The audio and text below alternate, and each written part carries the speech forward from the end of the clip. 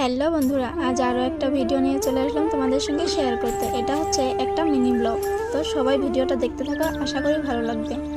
তো আমরা সেদিন গিয়েছিলাম একটু ঘুরতে, কারণ অনেক দিন হলো আমরা কোথাও ঘুরতে যাইনি।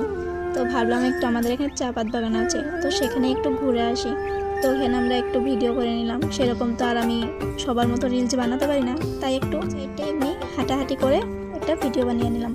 তো তারপর সেখান থেকে করে এই যে আমরা চলে আসলাম একটা কাপড়ের দোকানে। এই ড্রেসটা দেখে যে আমার এত পছন্দ হয়েছে, তাই ভাবলাম মামার জন্য নিয়ে নিই ড্রেসটা। তো এখান থেকে মামার জন্য একটা সাবানও নিয়ে নিলাম।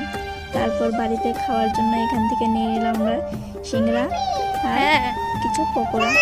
তো এখানে দেখো মামা কিছু একটা নিয়ে দুষ্টামি করছে।